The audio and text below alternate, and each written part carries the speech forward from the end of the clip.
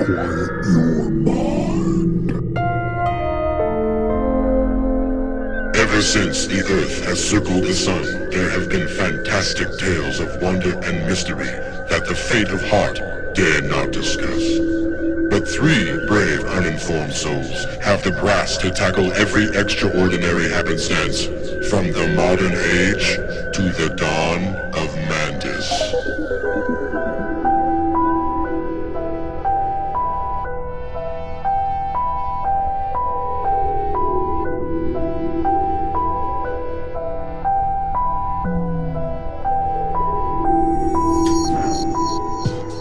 Welcome to Dawn of Mantis, true crimes, mysteries, and more. I'm Ivan with Joe and Sam. How are you guys doing? Doing good. Well, thank you. So, Joe. Yes. Sam. Yes. Here's the thing. We've been talking about this for weeks. I wanted to do this thing to where we all have to watch a bad movie and we watch the movie. That's like homework. And then we come back and we talk about how bad or maybe it's good. And I couldn't figure out a way to do it until this morning. It just popped into my head. I was like, all those crap movies at the dollar stores. We could just somehow have a way where we could select, I know what, Dawn of Mantis versus dollar store videos or dollar store cinema. Yes. So here's what I have. I love it. In this bag. We have a green bag for those of you just listening. In this bag. I was doing that. Oh, yeah. So they could hear Foley, it. what's that called? Foley. Yeah. Very Crinkle it. I was doing that. So here's the thing. All of us are going to draw one movie out of this and go watch it. Yeah. But here's the thing. You don't have to watch it if you don't want to. If you're unable to finish it, if it's so bad that you can't finish it, the movie wins. The dollar store cinema wins. So you have to take a loss. Like if it's The Boxer for me. Yeah. I walked out of The Boxer. Oh, you did? I couldn't handle it. It was just, what was it about it? It's not that it was bad, but it was just so, maybe I just wasn't in the mood for that type of movie.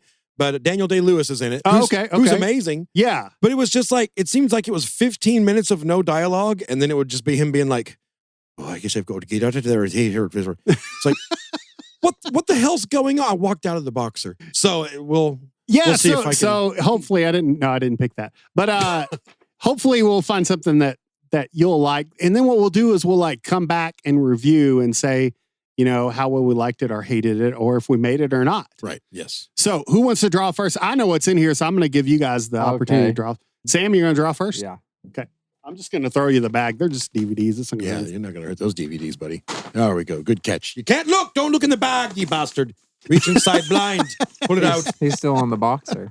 I am. Now it's Daniel Day-Lewis. And I love In the Name of the Father. It's a great movie. And There Will Be Blood or whatever the hell it was. A great movie too. Good. Okay, Sam has Burt Lancaster and Scorpio. Okay. See, that's the one I was thinking it might be pretty good. It might be okay. In 1973, I read on the back of that. Ooh. So it might be pretty good. Joe, you're up, man.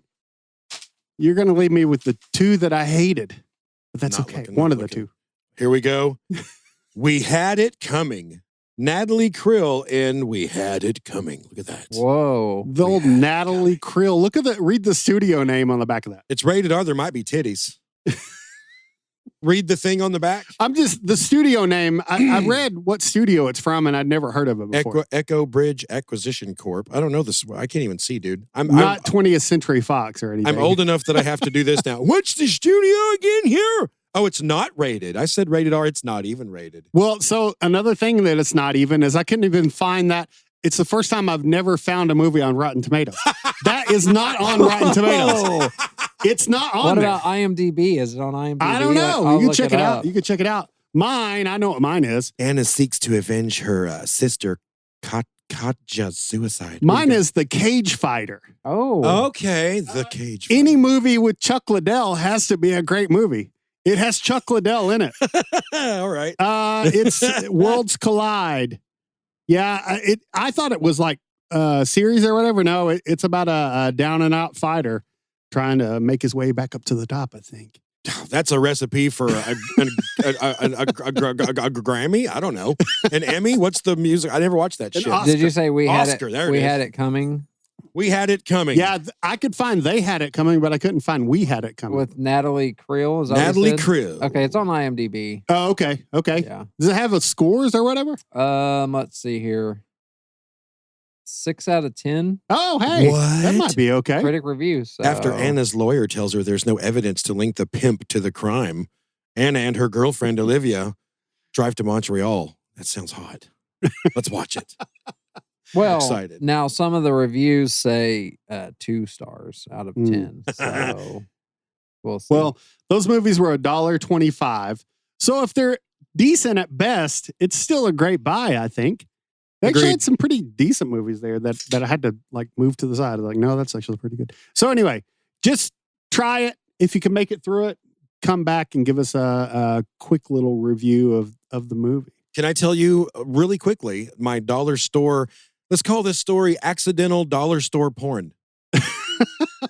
Because as a kid, you know, the dollar stores always had cheap movies. This VHSs at the time. So that's how long ago it was. I think it was like early 90s. And they were super cheap, and I would grab a couple, and this was like some spaghetti western from the mid 70s or something. Okay. And I was like, this was cool, I guess. So I just grabbed it, and there was a scene in it where, look, I'm like 13 or 14, but it was such a terrible movie, and I just kind of zoned out and was doing other stuff in my room. But then there's a scene where this like Indian princess or something goes down to the creek and bathes. And so she like strips totally naked. Like totally naked. There's like a 3-minute long scene of her bathing. Isn't that like Almost Heroes? Isn't that what that is? I saw a naked Indian lady. Naked Indian lady. So what'd you do? Like, did you like pause it and hide it and like? Oh yeah, that movie stayed in my room. It didn't go back into rotation out in the living room. That was in Joey's room. That part was probably like, you know, the tracking was all screwed on it after a while. Like that part's just blurred out. It's been watched so many times. It eventually becomes the staticky block screen, the movie channel. Remember? Yeah, where you're like squinting. Yeah. Oh, is that a boob or a forehead with a zit? I don't know. That's for Married with Children. I ripped that off. But anyway, I love this. I love this idea. Yeah, I mean it could turn out to be fun. I don't know. It'll be fun. Yeah. We're gonna make it fun. All right. Well, we'll check it out and we'll see. Joe, you have an episode for us tonight, I do have don't an you? episode. This topic was suggested to me by our old friend Coppinger, Mr. Steve Okay. Coppinger. Okay. Yeah, so he gifted us, you know, the Phantom Marine, of course. And then before that, he gifted us the conversation about Sidney Pavat. And then, so yeah, he texted me the other day just the names of these two ladies. And I think there was like an article on each one and said, these are interesting stories. And geez Louise, was he right? Yeah. Geez, golly gee. Like I've done, that's the next 2 weeks. I've got an episode on each, man. And this one was 30 minutes from here. You've never said golly gee about an episode before. I'm super excited. You darn tootin', this is going to be fun. Darn right. Not fun. Gee whiz. It's from him, so they couldn't be fun. But interesting, yes. It is very interesting. It's unsolved. It happened just 30 minutes from here over in Fayetteville. I know that because if anyone has Instagram, I just drove over there a few days ago. Check the reels out, fellas. Yeah, it was the and first ladies. podcast trip that was not 9 hours that I've taken. So it was nice. It was 30 minutes. Yeah. And I walked to the, thanks to the police sketch in the case file and stuff, I know exactly where the poor girl fell when she was stabbed and whatnot. And it was weird to be there and videotape. Yeah, and that. we were kind of texting back and forth. So, like, when you're in an area where you knew something like that went down, it's hard to describe that feeling. But as soon as you sent the text and you said, check out the reel, I just totally had that. And I know you did when you were there. Isn't that so strange that it's almost like the ghost of an event at a certain area, you know? Yeah. I don't know. You could probably feel it as, growing as you walk closer to it. It was weird. I knew the distance and the direction that she'd walked from the campus to her house where she lived, walking south on South Duncan. So I went way up like a block before I started that reel. And I was walking the exact, path as her. And it was weird because there's a lot of apartment buildings and different things up here, but in the exact area there, that intersection where she was stabbed, it's all the same. There's Summit Terrace, the little 35 South Duncan little brick house. Mhm. It's all identical to the photos from that night. It's just all there. It's Yeah. crazy. Yeah. They haven't part's- changed it much. Yeah. Yeah. That's amazing. Well, let's get into this thing. All right. Pauline Storment was born on April 3rd, 1944 in Ozark, Arkansas. a little town on the north bank of the Arkansas River and only about 60 miles southeast of Fayetteville. Pauline had 3 older half-siblings, 2 brothers and a sister, and her parents were Lillian and Paul Storment. Ozark only has about 3,500 residents today and only about 1,500 back in the 50s and 60s when Pauline was growing up there. She was always a straight-laced gal, did well in school, never got into any kind of trouble. It's like every case we cover is like that. Yeah. I don't know that I've ever read a case where it's like, she was just off the rails and, and no wonder this shit happened to her. I've never read, it's always like she was straight A's and never even used a swear word. And, she worked for the March of Dimes. And, well, it's the whole Hitchcock thing. It's like he made movies about a regular guy and thrown into some kind of terrible situation. So it's like, I think people identify with it. I think you probably picked these just for this reason. It's like regular good people and something bad happens. It's so there's something about that is really intriguing to the regular Joe. But you're not a regular Joe. Hey, man. Unless you're on a lot of fiber. Anyway. Had to go there. Very regular. Anyway. So yeah, it sounds cliche to say that about her, but sure. That's the case. That's how it is. It is kind of surprising though that it is like that. Almost all the time. Yeah. I don't know. It's like, here's a case that no one's going to care if it's ever solved. This person was a huge jerk. I'm glad this happened to them. They were terrible. Yeah, I wouldn't cover that. You're right. So Pauline was active in many school programs and was president of her freshman class in high school. Of course she was. After graduating from Ozark High School in 1962, Pauline attended Arkansas Tech University in Russellville for the following 2 years. Not long after, she began dating a man named Charles Joseph Pate, and the two were married in June of 1965 in Boonville. Okay. Or as Arkansans really say it, Boonville. Boonville. It's never Ville, it's Vull. Vull. Vull. Berryville. Yep. Boonville. Pineville. Fayetteville. Fayetteville. Fayetteville. I can't even say it wrong. Oh, and it's not Miami, Oklahoma. It's Miami. Oh, yeah. Don't you dare say Miami. Yeah. If anyone's coming in here from out of state, it's Miami, or they'll kick you out. Yeah, we ain't no hurricanes. Oh, I think I snorted there. I think I may have snorted. Nice snort. Later on, when talking about their brief marriage, it was over within a year. It was very short-lived. She was deathly afraid of Charles, is what she would tell people. And I didn't see any specific accounts of this, but I'm guessing that there were, some spousal abuse issues going on. If the marriage only lasted like 11 months and she's deathly afraid of the guy, yeah, that's where my mind went. Well, yeah, I would say so. Now, we don't know for sure, but fear of her now ex-husband could have been why she moved out of state and seemed to bounce around the country for the next few years. Oh, wow. Yeah. First, she headed 260 miles east to Memphis, Tennessee. There, she got a job working on the Shelby County Sheriff's Department's emergency team, as well as teaching first aid for the American Red Cross. Then it appears that she briefly moved to St. Louis, Missouri, and worked as a secretary before heading to Atlanta, Georgia, to work in the cosmetics department of Rich's department store. Okay. That's quite a spread there. Yeah. Yeah. She also worked for the Mark Lippman Company, which was a security firm. According to the police file, she lived with an unknown male for several months around this time, specifically in July, August, and September of 1969. By all accounts, she was a model worker, a good teacher, and excelled in each of these many jobs. But finally, for reasons I don't know, she decided to return to her native Arkansas. In the fall of 1970, Pauline enrolled as a sophomore at the University of Arkansas in Fayetteville, having already completed her freshman year at Arkansas Tech years earlier in Russellville. Remember when we talked about that? Mm-hmm. You guys remember that? Yeah. Oh, yeah. She also moved into a quaint 2-story home at 102 South Duncan Avenue, which sits at the corner of Duncan and Putman Street. So that's still there? Same house? Yeah, same house. It looks quite a bit different. Okay. It's like it's like a fraternity house now. Oh, okay. Yeah. It's got the Delta Beta Gamma Kappa shit on the front, or I didn't go to college. I don't know. It has those, what do you call those? The Greek alphabet? The Greek, it's got the Greek on there. Alpha, beta, delta, gamma. There we go. It was one of them. Epsilon. Kappa, Gamma. Yeah. But yeah, house is still there. Looks a little bit different. But yeah, she roomed there in that house with another fellow university student, and her name was Pat Murphy. Now, while at the U of A, Pauline behaved just like she always had. She was quiet. She was driven, hardworking. Not only was she dedicated to her studies, but she also worked 2 part-time jobs. One as a secretary at the campus ROTC. I like to put that in the Reserve Officer Training Corps for people. Yeah. No, that's good. Maybe someone didn't know. Yeah. And the other as a cashier at the Malco Theater in Fayetteville. Oh, okay. Yeah. I know exactly where that is. Yeah, we went there, man. Yeah. Crazy. Well, but that would be the old one. Oh, yeah. When did that close down? Before our time? No, like 90s, Then we may have 90s, went something there. like that. Yeah. Mid Well, to there late was- 90s. There was a Malco at the mall too. So was it that one or was it the other one? The mall, I don't think was a Malco. I think it was just called the Mall Twin. I don't know if it was officially a Malco, was it?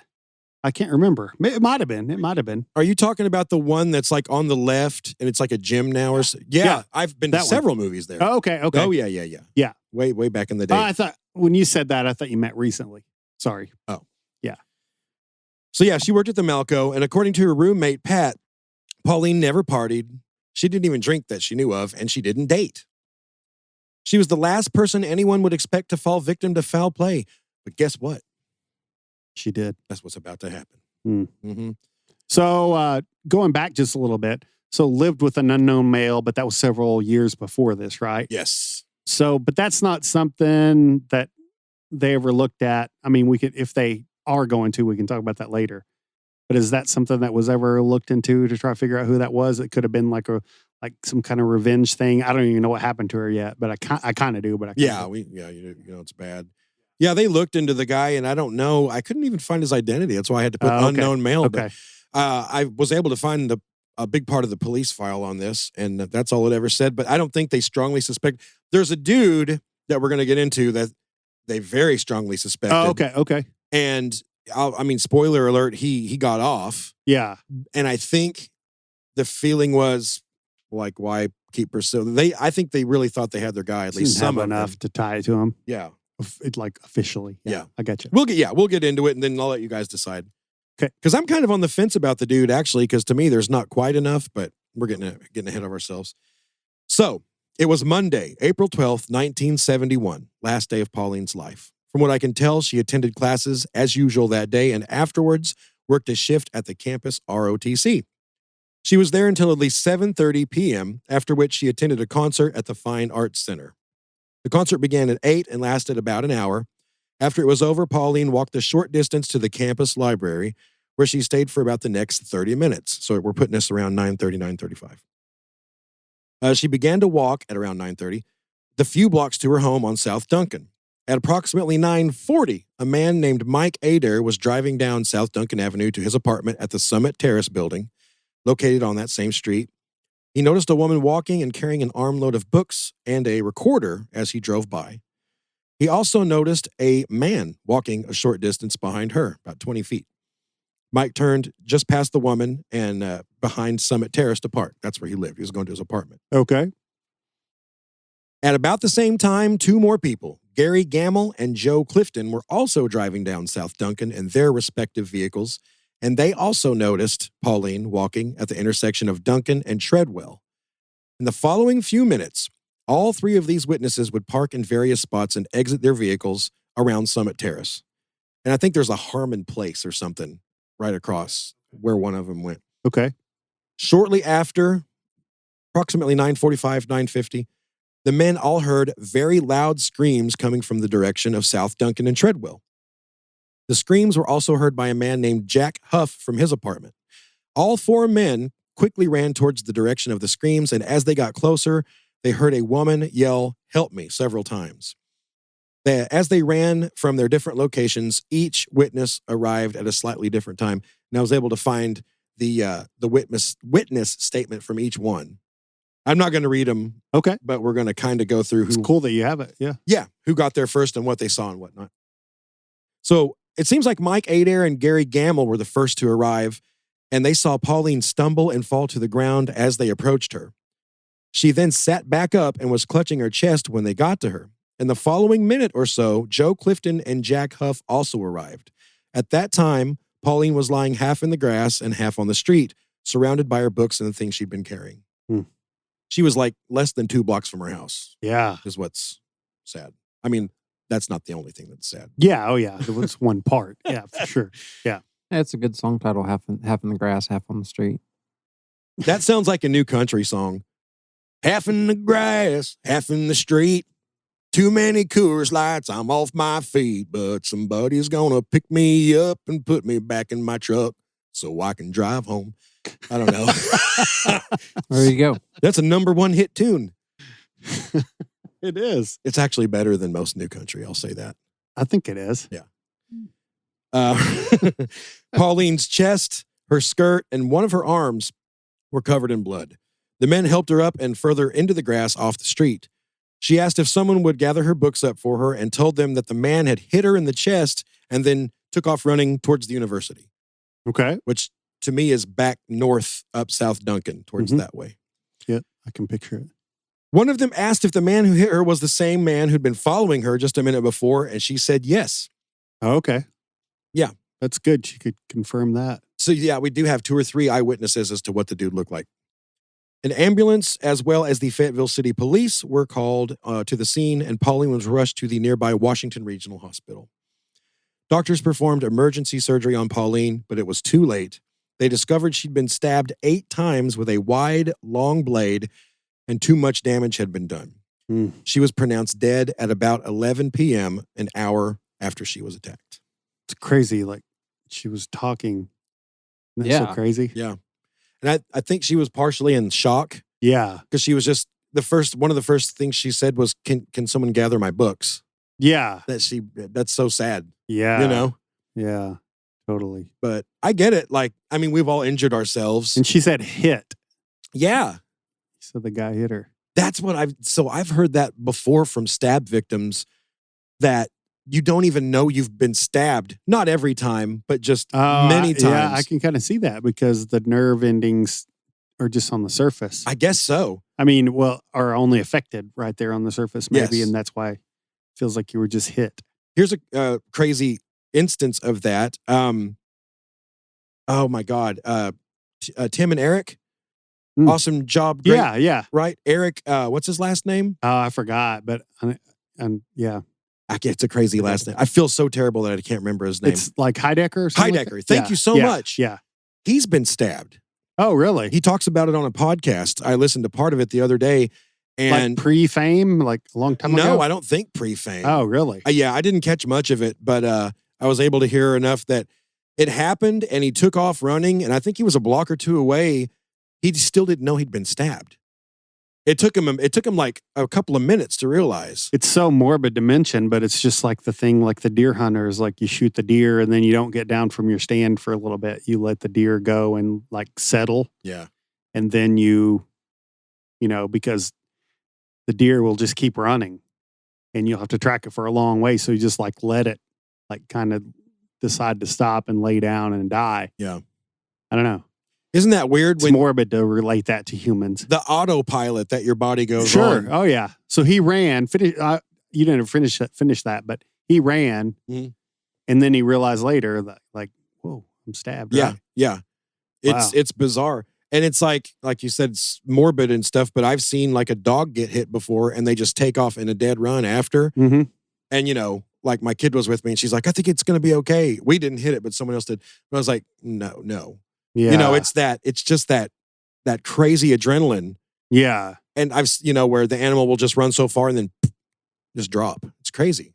Man, I have this thing in my head I've never been able to get out, and it's like, I'm just laughing because it's so surreal. Let's give it to everyone listening. I know. I don't think it'll curse everyone like it's cursed me, but I saw this little like flop-eared dog one time get hit, and it sent it like up in the air.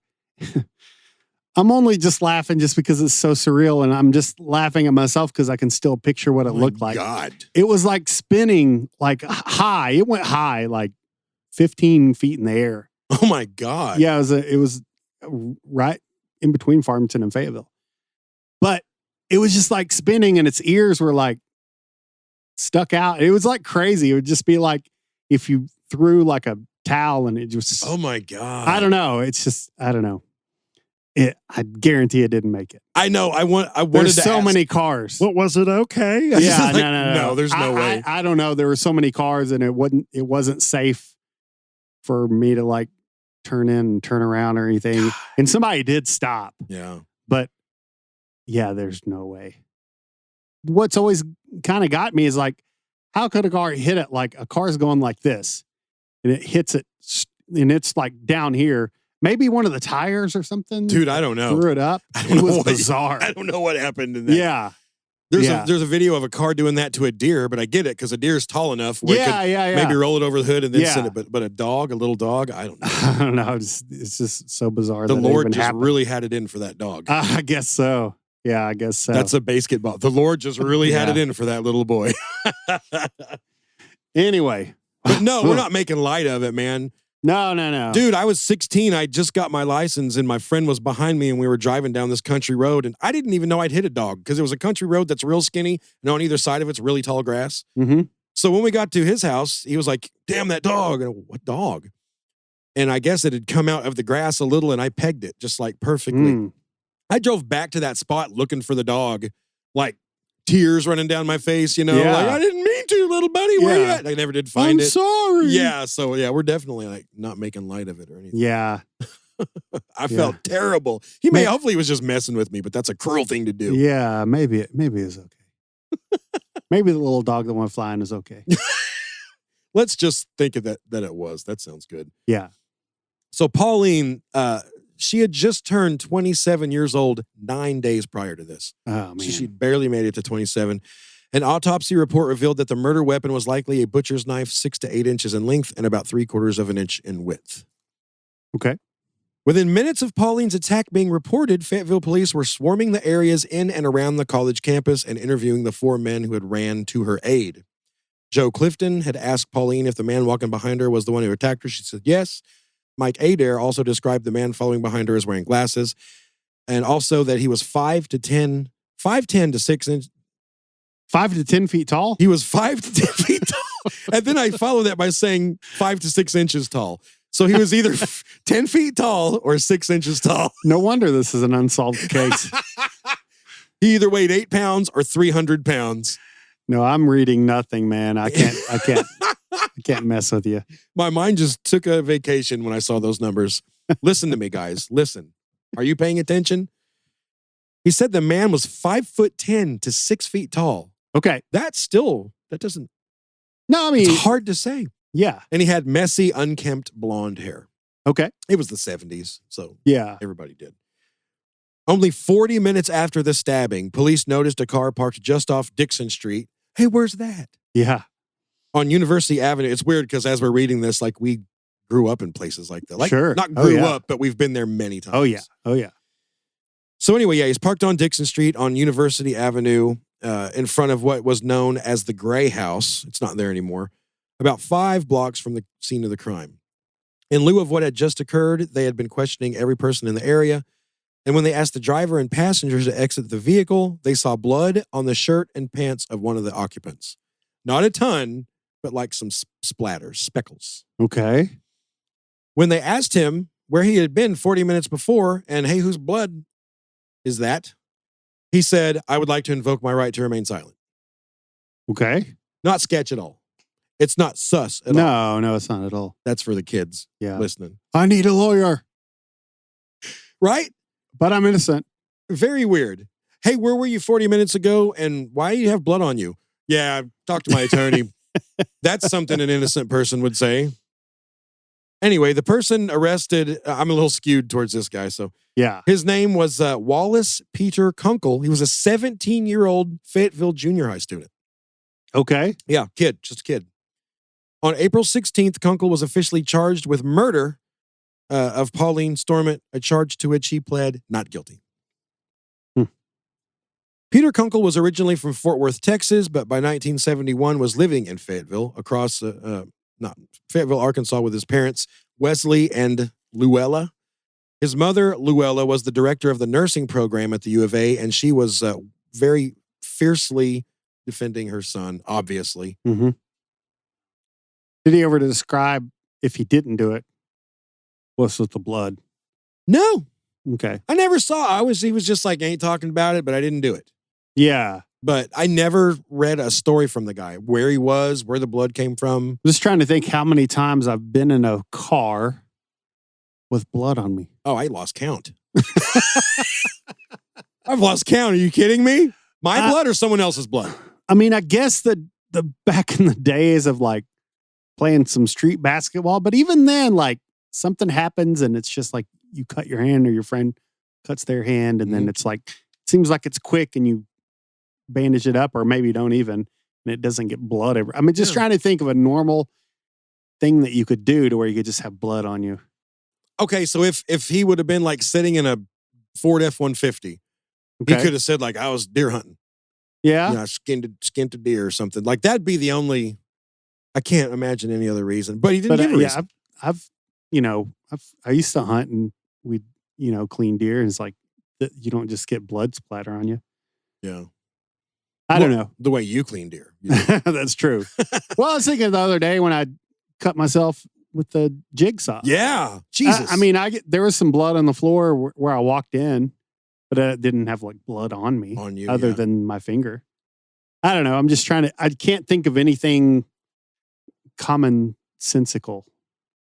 I think it was kind of like, I would describe it as spray-y stabby, squirty stabby. Yeah. Oh yeah. Yeah. That's got to be an official. Did you ever hear Dexter say that?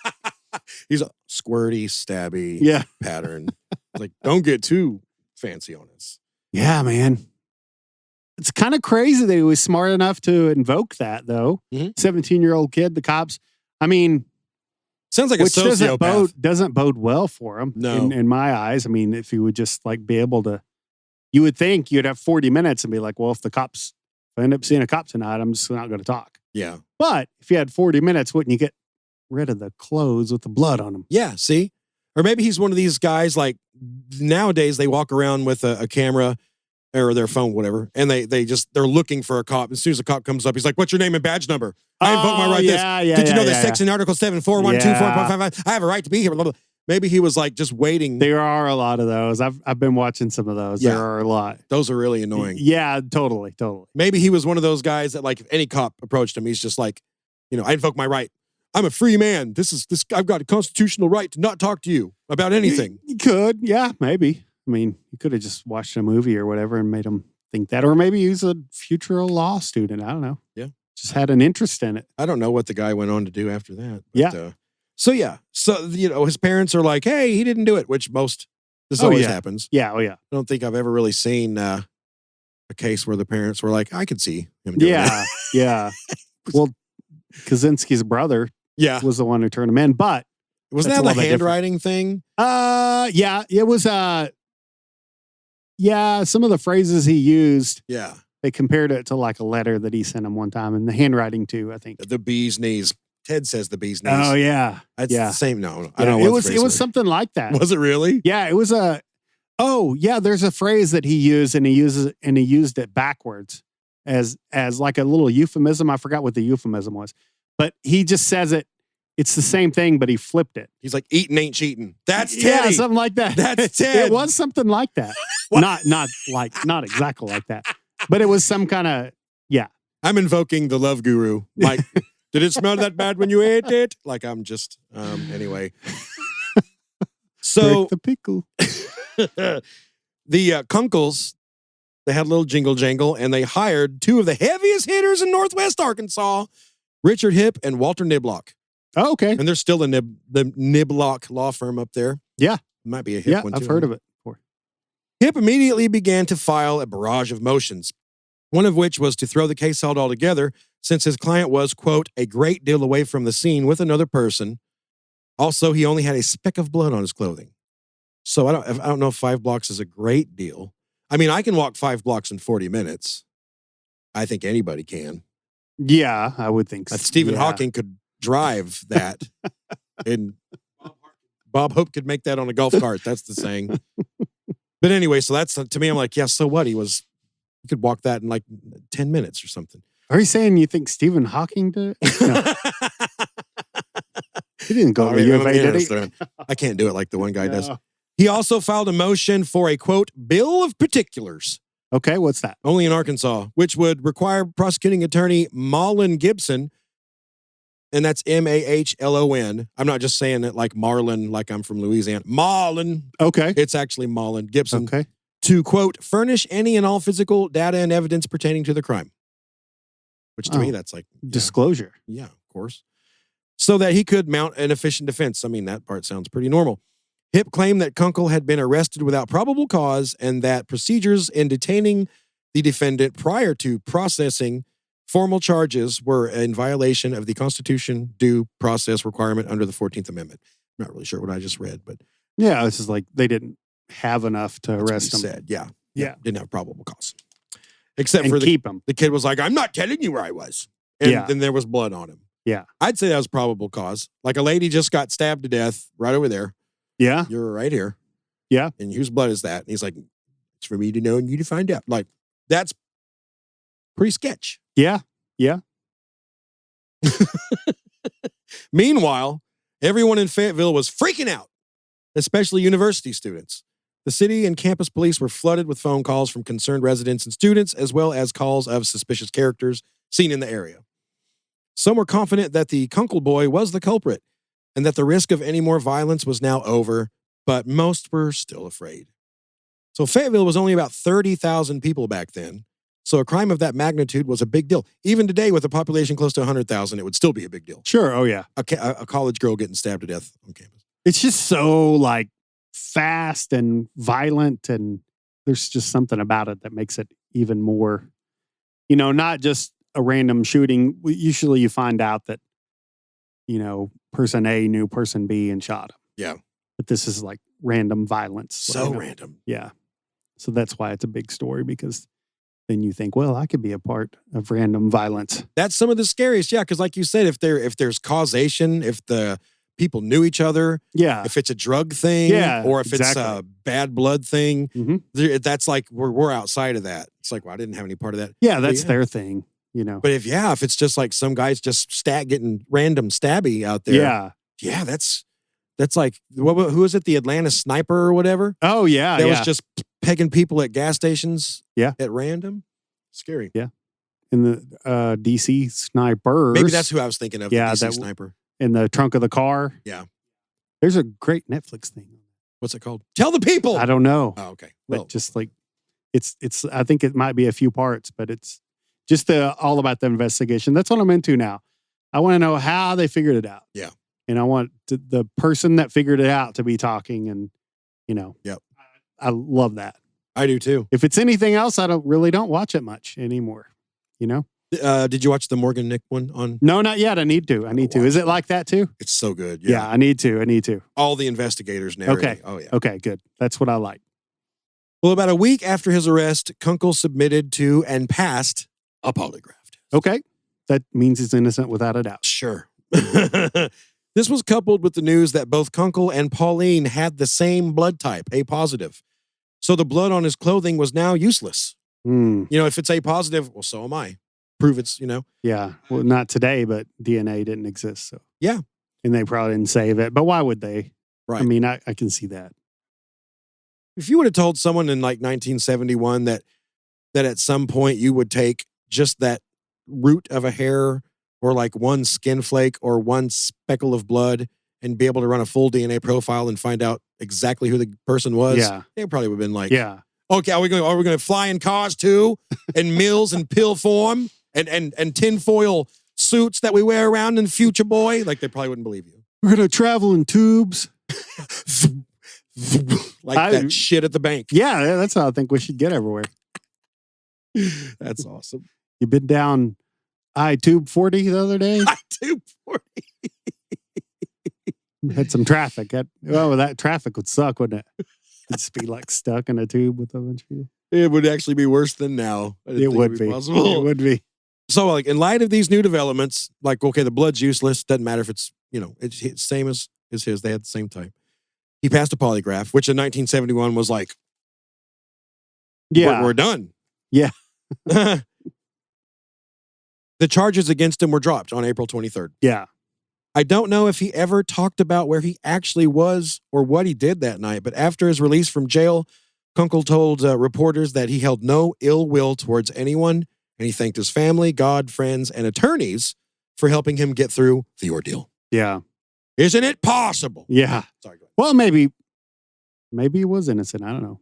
Just don't want to just put it on the guy, but it's probably our best suspect, right? Yeah. But Yeah. I see the point that Yeah, they just didn't have it. there's just not And you enough said that there. earlier. There's just not enough there. There's just not. I mean, he's suspicious, I guess, but there's just not enough there. Some believe that Kunkel's mother's ties to the university possibly caused authorities to not pursue him as thoroughly as if he had just been some kid. But I find that hard to believe. I don't think a university director would have that kind of clout to get a kid off murder charges. Yeah, I wouldn't think so. I don't know. But anything is possible. Wallace Peter Kunkel passed away on June 26th, 2021 at the age of 67. Okay. I found that out. 3 days after Pauline's murder, Washington County Sheriff Bill Long found a blood-stained butcher's knife shoved into the dirt behind an old vacant house across the street from Pauline's house. Oh, wow. It was supposedly sent to the crime lab in Little Rock for blood analysis, and the blood on the knife was type A positive. Her type. Yep. After interviewing Paul, I don't know what percentage of the population is type A positive, though. Is that a really common one? I think it's a relatively common one. Okay. Yeah. I feel like it is. Yeah. Like if it was O negative, maybe they would have a little more. I think you're right about that. After interviewing Pauline's roommate, Pat Murphy, detectives learned that in the days before Pauline's death, a few strange events had taken place. First, just maybe it was 2 or 3 days before, I couldn't find out exactly when, 2 men had come to the house to ask if the girls wanted to go drinking. Pat and Pauline both said no, and the men walked back towards the home of Gordon Cummings. Okay. Pat said that this was odd because neither of the girls drank, and the men seemed to act out of character. Pat then said that although Pauline did not date, she did know that she was somewhat acquainted with this Gordon Cummings. Whether or not he was ever questioned is unknown. But I just saw that name come up 3 or 4 times in the files. Okay. So I thought it was worth mentioning. Yeah, it is. A couple days after that, Pat said a man had called the house to talk to Pauline. When she got on the phone, this is weird, but this is what it said. He was like, "Hey, you remember that night we got stoned? Okay. Remember that night we did all them drugs?" And she probably was like, no. Who is this? Yeah, that's what was said. She demanded to know who the man was. He wouldn't say, and she eventually hung up the phone. Now, these events are more than likely just a couple cases of a failed hookup and a prank call, but considering that the party to each of these events was brutally murdered a few days later, maybe they should be looked at a little further. Yeah. Yeah. I don't know. The cops may have followed the hell out of that. I don't know. Oh, yeah. I'm sure they did. You would think so. I would think so, yeah. The only thing that Pat said that Pauline may have done out of character on the night of her murder was come home a little earlier than normal. Okay. Yeah, she usually got home around 10:30, but of course, on the night she was killed, she had headed home. She had left the campus at about 9:30. Okay. After speaking with Pat, detectives spoke to Dr. Ballinger in hopes of finding anything else out about the life of Pauline Storment. Ballinger said her doctor had actually been Dr. Ogle, who was at that point deceased, but they did scour Ogle's records and they learned that on February 25th, 1969, he had prescribed Pauline birth control pills. Okay. So maybe she was dating, Yeah. but just kept it on the Sure. DL. Yeah. I'm using newer terms to try to connect with the younger audience. The DL. He was sus, so he tried to keep it on the DL. That's right. DL's newer? I know, that's actually pretty old. isn't Okay, it? yeah. I'm I was so gonna old. say. I was thinking, was it new? So yeah, some kind of crime of passion then, like that would bring that to a different level. It was a crime of passion. Took her by the heart when she took him by Wait, the who hand. sang that one? I don't remember. I know the Sam? song, but Oh, Crime of Passion. golly, man. I'm going to have to look it up. It's not Doug Stone. Crime of passion. Innocent woman and a desperate man. Who sang that? He's looking it up. Looking it up right now. Okay. We're going to know in just a second. Keep on going for a minute. All right. So it is possible that, she's on birth control pills. Okay, hold on a second. This is Ricky Van Shelton. Ricky man. Van Shelton. Okay. Yes. Yep. That totally makes sense. Yep, Ricky Van Shelton. So 2 more Summit Terrace residents, people listening are probably like, these guys are like goldfish. Like every 3 seconds, they're off to somewhere. Squirrel! Squirrel, Yeah, the yeah. dog. We got to solve the current question. That's right.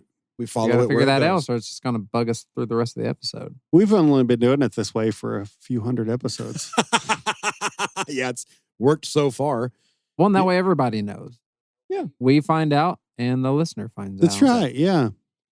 It's like when you're just driving down the street and you're just that weird question. Like, when was Pauline Shore born? Oh, yeah. So you just have to Google it. It's weird. Yeah. You know, Amazon has a neat feature, just to go off another tangent really fast, Yeah, go. where you hit pause and it has every actor. Yeah. That Netflix doesn't do it, and I wish they did, because that's an Yeah. amazing thing. Mhm. Because sometimes when I'm on Prime, I'll just pause it for a second. Oh, yeah, I remember that dude. Yeah. From, I believe it's every actor that's in the scene That's or right. on the screen at the current time you pause it. Right? yeah, that's how it is. It's so smart. That's cool, man. Yeah. That's interesting. Yeah, it's cool. Nice job, Amazon. Good job, Jeff Bezos. You got my seal of approval. Now you can finally make some money. I think he's going to make it. Okay. 2 more Summit Terrace residents, John Spray and John Hall, no relation, came forward to say they'd witnessed a suspicious-looking character in the vicinity on the night of Pauline's murder. They described him as medium height and wearing a brown sport coat, but couldn't provide any further detail. Okay. Now, the other guys described a brown sport coat as well. Oh, okay. Yeah, if I remember, which I didn't. So brown sport coat. Yep. Okay. Brown sport coat. Yeah, I was thinking about that when you first mentioned it. Marty Robbins. Marty Robbins. We're all that's over the right. place tonight. Great. Another witness was he saw a man fitting the description of Pauline's attacker, and he saw him running east on Center Street that night. But again, that was it. Nothing more. Nothing more from that. One theory that was briefly investigated was Pauline's previous work for the Mark Lippman Company. Part of her duties while at that job was to provide security for the Reese Market in Atlanta. While there, she had reportedly helped discover and capture many of the people who were attempting to steal from the store. And that was had one of these criminals exacted revenge. Oh, yeah. I don't know why you'd follow the gal all the way from Atlanta to Fayetteville to stab her in the night. But I mean, yeah, something interesting about it anyway. It's like, if you just think of the motive of the whole thing, like the motive is just to kill her. Obviously not rape or anything like that. I mean, that's really the only thing that makes sense. And when you mention that, it kind of makes me, not that I'm saying somebody from that incident, but the motive. just the motive fits well Mhm. to me in my mind. It was so quick too. I mean, people had just driven by. Yeah. And he saw the same people she saw. So he knew they were there. Yeah. And it's a real, I mean, tell me, you were there, you did the reel. Tell me about your, assessment of, 9:30 at night or whatever. But I mean, would you say it's like a busy area, pretty slow, or like, I would say in 1971, it was very slow. but would you say it would, maybe the guy could have had some other plans there, like to take her somewhere, but I guess why would you stab her right there if you're going to take her another place? Yeah, it seems to me like it was a very calculated, because he was just in and bop, bop, bop, bop, bop, and then out Yeah. like a flash. I think that was all he had planned. But just like, yeah, who the hell was it? What was the motive? Yeah. That's the whole thing. Every one of us, every person on earth has things that are secret, Sure. or maybe a relationship or a hobby, not even something big like that, but just some aspect of their life that they don't really wear on their sleeve, yeah. or that maybe a lot of people don't know about. And so she might have had weird shit going on that we'll never know about. I have no idea. I have no idea. So I'm sure they looked into like similar cases with under similar circumstances, like maybe in a wider region, to indicate somebody doing this to like kind of random stabbings or whatever. Yeah. They, as far as I know, there was nothing else Okay. even similar to this anywhere in the whole region. Yeah. It's a freaking weird deal. Yeah. It is a weird deal. Totally. Yeah. And that's the hardest ones. And any detective will tell you it's the random, no motive crimes Mm-hmm. that are just like, where the hell do you even start? Yeah. I mean, obviously there was a motive, but it's just, there's no evidence about the case to point to what the motive was. Yes. Yeah. Yeah. Very well put. Yeah. So another interesting person in the case is Pauline's ex. Remember old Charlie Pate? Okay. We can safely assume he was violent because of her extreme fear of him. She told multiple people in her life over those years that she was scared shitless of her ex. Okay. But the time Pauline was murdered, she and Chuck had been split for 5 years. Would he show up back after 5 years later and kill his wife? That was a question I had. 5 years? I mean, it's probably happened before, I'm sure. But I feel like they would have almost had to be talking, and why would they be talking, you know? Yeah. I feel like there'd have to be something new, but I don't know. That's, 5 years is a long time. and there was never, as far as I know, any like protective orders, against him from her. There was never any police. There was never nothing on the police file of any altercations post divorce, Did he have alibis and all that? Or an alibi? I don't know. Okay. Yep, I don't know. I'm sure they looked at him. They had to have. Yeah, I'm sure they did. And I'm thinking he was probably in a completely different state. You know what I mean? But Yeah. I don't know. In Pauline's case file, I found a person mentioned by Sergeant Tom Smalley. Now, the guy's name was Chuck Law. And it's not, we know a guy with that name, the singer of 90 Pound Wrench. Mm-hmm. Wasn't him. This was a long time ago. Okay. Different guy. Apparently, this guy's mother had recently been murdered in Camden. And Okay. This is really loose to go on, and such a small amount of. We'll just get into it, but I had Camden sounds familiar. Oh yeah. yeah. That's Maud, Maud Crawford. Yep. Thank you. but way before. Yeah, 57. Yeah. So anyway, this guy believed Chuck had murdered his mom down in Camden, Chuck Law, and also believed that he could have killed Pauline because he went back and forth from Camden to the university Okay. quite often. On May 3rd, 1971, Smalley wrote, quote, "This may not mean anything, and I know nothing of the facts about the murder at the University of Fayetteville, but this Chuck Law of Camden," he says, "is a student up there at the university, comes back to Camden once in a while, stays in a cheap hotel when he's here. I will always consider him a good suspect on his mother's murder until it is proven different. He might be a suspect up there." So that was like a telegram sent from Camden to Fayetteville. I couldn't find anything further on this Chuck character, but it seems like the police either ruled him out or didn't pursue him any further because I didn't see him mentioned anymore in the case file. And I read 197 pages of the case file. Okay. Which is not, a lot of the pages have like one sentence Yeah. or a couple are blank. Like it's not like I read, War and Peace or whatever, but Sure. It sounds like all Smalley was basing his suspicion on was the fact that Chuck was in town at the time of his murder and he just didn't like him, I guess. Yeah. But it was worth mentioning. Yeah, totally. Or was it? I don't know. I think so. Yeah. Any suspect, either with good evidence or kind of loose, it's still nice to, especially something like this. It's just so crazy. Oh, yeah. I mean, they all are, I guess, in their own way. That was the loosest ever. I mean, he was just like, I don't like him. And he was in the area that night. That was his. Well, but the mother thing. I guess if he really thinks the dude murdered his own mother, then Yeah. it's pretty good. Yeah. What else could it be capable of? Almost anything. Yeah. Well, the police briefly looked at one of their own officers. Oh, okay. His name was found written in Pauline's address book, so he was contacted to find out, why the hell you in Pauline's address book, buddy? Now she turns up dead? What gives, see? Oh, no, this was 71, not like 51. Sorry. You're probably, okay, sorry. I don't think they ever talked like that in Arkansas. No, I don't think that made it to Arkansas, did it? What gives, say? Here we go, put some twang on it. The officer said Pauline had reported a burglary Okay. on February 2nd, 1969, and that he had been the officer sent to investigate. They checked it out. He was right. He was cleared. Okay. So that's why he. Yep. But how do we know they didn't strike up a relationship? Oh my God. February 2nd, 1969. When did she go get birth control pills?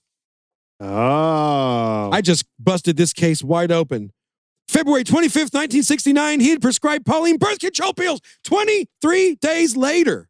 Was this a single guy? I guess it doesn't matter, but was he? No, I don't know. Doesn't matter to him. He's a pig. He's a cow. He's a coward. He's a murdering son of a bitch. This is who did it. Seriously, though, she has a burglary. Listen to me. This officer comes out.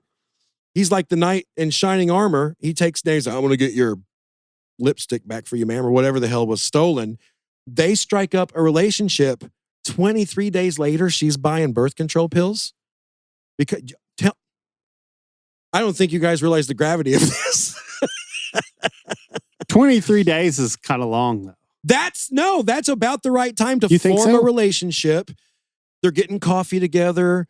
They're meeting at the campus library. He drives his cruiser by, and he lets her like beep beep beep or whatever, or whenever it was back then, and that's hot or whatever. Maybe she's. It's neat you put that together for sure. Yeah, and then so a little over 3 weeks later, they feel Maybe like that's they're wanting to take it to the next level. So she goes and gets prescribed birth control pills. I like this guy for the murder. Yeah. Yes, I'm telling you right now. I don't even know his name. It didn't have it in the report, or maybe it did. I'm gonna look again. I think I just busted this case wide open. Yeah, we need to make some calls. Did you ever consider this? Yeah. The most interesting and probably far-fetched theory, and this is so freaking stupid, but I saw where people had mentioned this, okay? So I did want to say it. Okay. Is that Pauline's murder was none other than Zodiac. Okay. The Zodiac killer. What was he Whoa. doing here? Give me a minute. Okay. I can make it happen. Okay. This is 7 Degrees of Kevin Bacon. That's Or right, better, yeah. 7 Degrees of Zodiac Killer. We're going to That's get right. there. Yeah. We're going to, hold on. We need some Canada Dry before. Okay, are you ready? Yes. To believe this, you have to also believe that the Zodiac and the Phantom Killer are one and the same. The Texarkana Moonlight Murder. Okay. Some people do. Some people do. Yeah. The Phantom Killer is behind the infamous Texarkana Moonlight Murders that occurred from February to May 1946 in Texarkana. Yeah, there's 22 years and almost 2,000 miles between the two killing sprees, but people point out that if the Phantom was only in his 20s, then as the Zodiac, he'd be like in his 40s. Okay. It ain't that much of a stretch. And we know BTK would stop for a long time. He murdered, over decades. Okay. So it's not impossible. Yeah. Gary Ridgway stopped for a while. There you go. See, several serial killers have had that cooling off period. So he went from Texarkana to Fayetteville, one murder in Fayetteville, and then out to the West Coast. Yes, sir. And we're gonna take the journey. Ready? Yeah. So yeah, they also point out that both killers wore a hood, both attacked couples, both seemed to work in lunar phases. I guess I don't know how we'll get to that. And in Pauline's case, the Zodiac is said to have worn glasses, and so did her killer. Remember that famous sketch, the Zodiac sketch? Yeah. She's got glasses like mine. An ex-Army Air Force machine gunner named Ralph Bowman showed up in Los Angeles in 1946 claiming he was the Phantom Killer and that he had just hitchhiked from Arkansas to L.A. Oh. That's how you tie it together. Oh, so wait. It would be Texarkana to the West Coast and then back to Fayetteville. No, Right? I think he did Texarkana. Following this logic, Texarkana, the murders in 46, then you got 22 years that pass or however long it was. Yeah. Was it? Something like that. I don't know. Several years. Oh, okay. Okay. Texarkana to Fayetteville, then Yeah. okay. Yeah. Then West Coast. Yeah, but my math is wrong. 46 to 71 is not 22 years. Yeah, would just but be I mean, 68. It was Yeah. more. So it's like, yeah. Okay. I'm with you now. A Sorry. lot of years. Sorry. So, but I told you it was a stupid theory. I just wanted to talk about it. I mean, it's almost as good as any of them, though. Yeah. I mean, well, maybe not. It's overly elaborate, and it doesn't follow Occam's razor at all. No. It's not the most likely. But yeah, it's worth talking about. Anytime we can talk about the Phantom Killer, it's pretty cool. We might be talking about the Phantom Killer in a couple of weeks. Oh, that's amazing. I ordered some books. All right. Right. So the LAPD, they initially thought this Bowman guy might be the Phantom, but eventually released him after inconsistencies in his story were uncovered. So I guess he said he was at the wrong places at the right times or whatever. Oh, I got you. Yeah. It didn't add up. Yeah. But what if it was him? That puts the Phantom in California, just 400 miles from the Zodiac's grounds, LA down to the San Francisco Bay Area, instead of 2,000 miles away. It all ties together. Yeah. If you want to believe Sort it. of. Yeah. What's from 46 to 71? 25 years? 56, 66. Yeah. Thank you. I don't know why that took me so Yeah. long to come to that. It's not a math podcast. It's a true crime podcast. Yes, it's like 99% likely that both killers have nothing to do with each other and nothing to do with Pauline Storment. But like I said, I wanted to talk about it. So Pauline Storment was buried in a small cemetery in her hometown of Ozark. And as of this recording, no one has a clue who killed her. Yeah. Yeah, that's just tough. It's just so much. It's just so fast, there's just nothing there. What's up, Sam? Well, that has to be the end of it because he just threw his notes. Yeah. Hey, do you have any more notes? No, wait, they're in front of my feet now. That's it, man. That's all I got on Pauline Storment. That one will never be solved. We should do a thing like Letterman, like at the end, Oh, you yeah. could throw the episode and it Throw the The Shatters- top 10 list. shatters glass somewhere. Yeah. I I'm always telling thought you, that though, was pretty the cool. only viable suspect was this Peter Kunkel guy. Yeah. But Yeah. there's nothing. I mean, there's not enough. There's just not enough. You couldn't, with good faith as a citizen of the United States, say, lock that guy up for that. There's just, it doesn't fit. No, doesn't make any sense. So, yeah, that's not one. I know you guys don't like the open-ended ones, but Oh, that's okay. there you go. That's Yeah. going to be next week, too. It's going to be open-ended. All right. Well, next week's going to be open-ended officially, but I know who did it. oh, okay. Oh, okay. yeah, I'd bet the farm on it. I know Okay. who did it. Okay.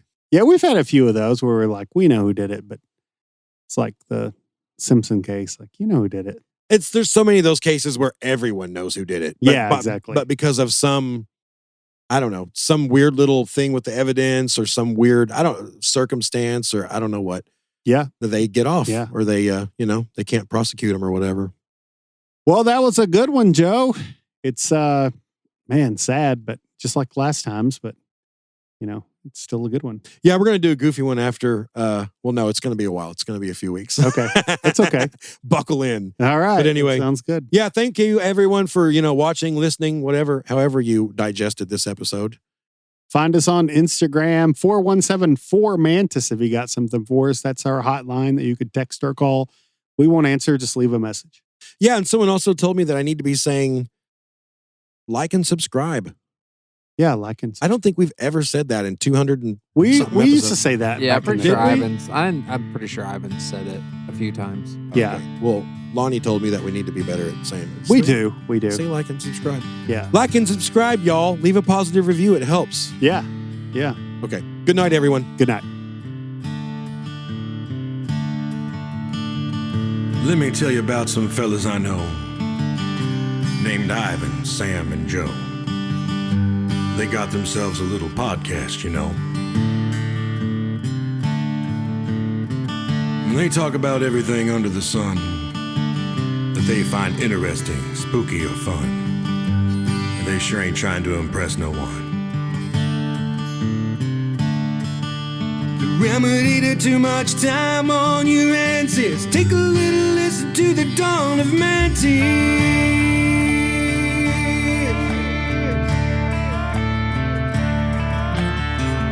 They talk about killers, monsters, and cults, French maids from hell, disappeared folks, and occasionally throw in a few dad jokes.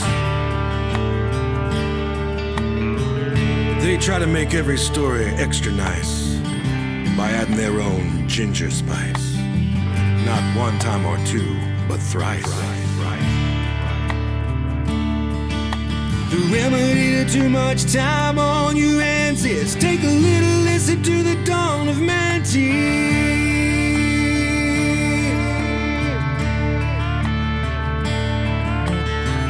Now I'm sure these fellas will be around for quite a spell, 'cause there sure ain't no shortage of stories to tell. 'Cause this old world's as weird as hell.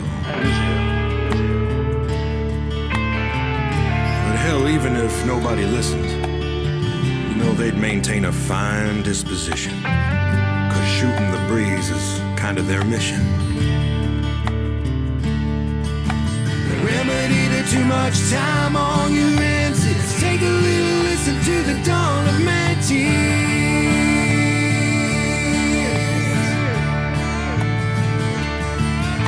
The remedy to too much time